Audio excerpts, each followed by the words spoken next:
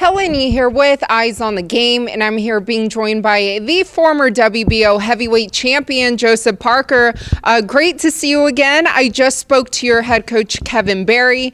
Now you are training for another good fight coming up against Alexander Flores, December 15th. First off, I know you just started training camp again, but how is that going?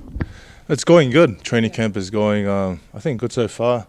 We've added a few different things into camp, which we're finding very beneficial so far. And so I'm enjoying it, and I'm looking forward to this next fight that we have. Obviously, we haven't fought in New Zealand for a while now, so looking forward to being back home and fighting in front of our home crowd, December 15, and fighting Alexander Flores, who's a good opponent.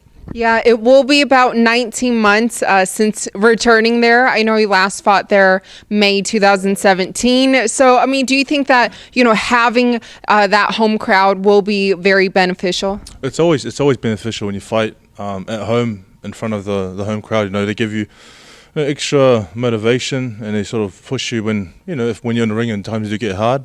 So, and also they've been great supporters from day one. So for us, it's great to be fighting in the UK and around the world, but it's also good to go back home and they put on a good fight there. And hopefully, I think if everything goes well, this will probably be the last time we'll be fighting there for a while again. So we're going to make the most of it and hopefully put on a great, dominant performance. Yes. Well, speaking of dominant performance, Coach Kevin Barry did tell me he hopes to work on strength and power more in this camp, whereas, for example, the camp against Anthony Joshua was more mobility and speed. So with that being said, and you mentioned, some changes, Kevin Barry told me a lot of strength and conditioning going into this one. So can you kind of touch on the changes?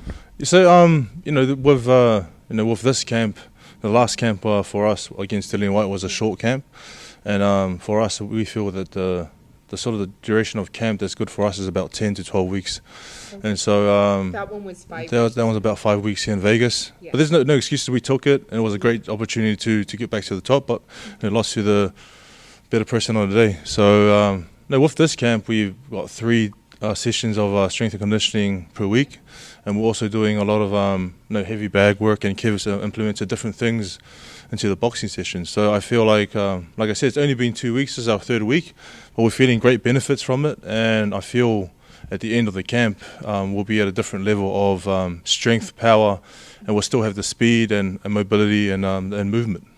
Now, will Lennox Lewis be helping you at all, or has he given you some advice? No, I saw there was an article that he that he's sort of involved in, mentioning some of the things that he thinks that we could do well, and so we always take in advice from legends and boxers from the past, and so but for this fight I think we have a good plan. And I feel, like I said, I believe in my team and I trust in what I can do in the ring. And so I'm going to be, with December 15, it's going to be, a lot of big confidence, going into this fight. But so has he personally reached out though? Yeah, he's reached out, and he's, like I said, he's mentioned a few things that he thinks that we can work on. But for us, we like I said, we always like to listen, and it's always about learning. But he won't be like a part of your camp. No, he's busy doing his own thing. He's got the kids that he's working on are with in Jamaica, and he's got some boxing programs, and he's traveling around the world. So he's a busy man. Is there anything in particular that he's told you so far that may have stuck out? Yeah, but I'll leave it as a surprise. Okay. Looking at your fight against Dillian Whyte, I know you said you're not one to make excuses, and there's no excuses, but something controversial that, some people may have brought up was that headbutt that happened in the early rounds. Can you kind of talk about that and if that affected you at all? Because your coach said that you were concussed the rest of the fight. Listen, there's no excuses for the fight. It's these things happen in boxing. But if you could see the first 2 rounds that we had, that's what we trained to fight the first 2 rounds, the whole fight. And so, of course, the headbutt did have effects, and it changed the course of the fight. But that's the game you're in. You fight as hard as you can, and things happen in boxing. You just got to accept it.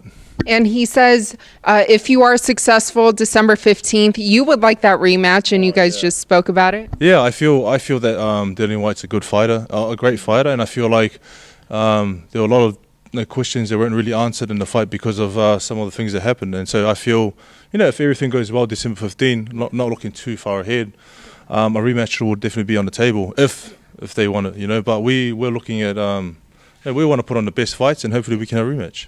Yeah, and in that fight, though, I know you did come back in the later rounds. You almost stopped him to win that fight. Had it gone a little longer, so what would happen differently in that rematch if that were to come to fruition? I feel, with the fight, I feel we fought the first 2 rounds well, and until the headbutt happened, it was all going well. So for that fight, we prepared well. We did everything. We did everything right, and we went in there prepared to fight 12 rounds the best we could. And there'll be a lot of improvements going into a rematch if it happened.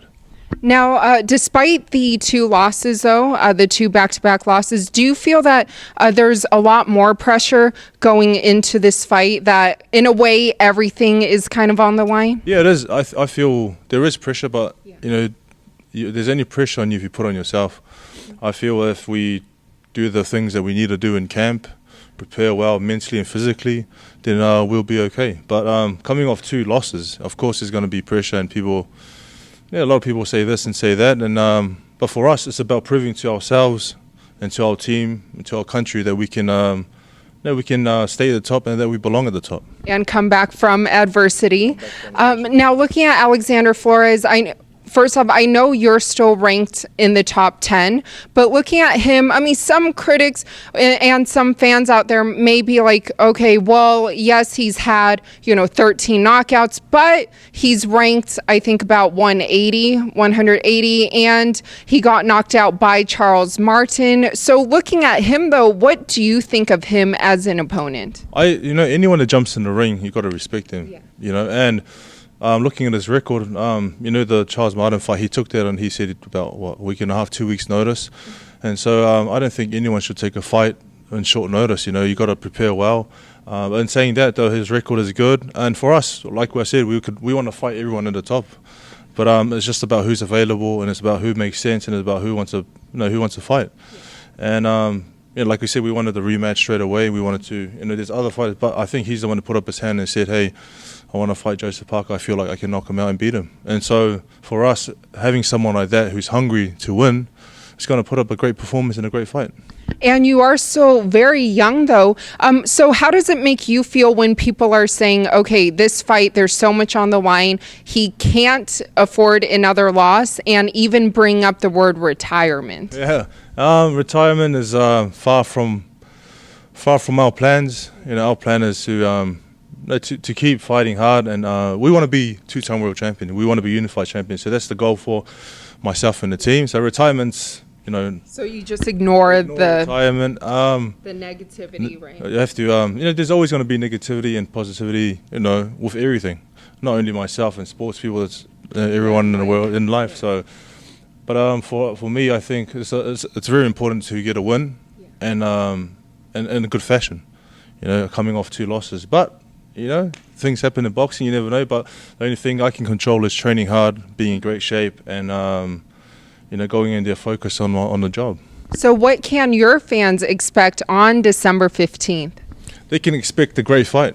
I'm hungry, I'm hungry, I'm motivated, I'm still young, and like I said, those goals that we have are goals that we're trying to achieve. So I want speed, movement, power, combinations. Those are the things I'm looking to put on display. And looking for a knockout, maybe? I'm not. All I want to do is follow the plan that Kev puts in place, and if I follow the plan and box well, the knockout should come. But if you go in there looking for it, sometimes you don't get it. And would you say that you're hungrier now, or when you had the belt? I was hungry then, but I feel I'm hungrier now.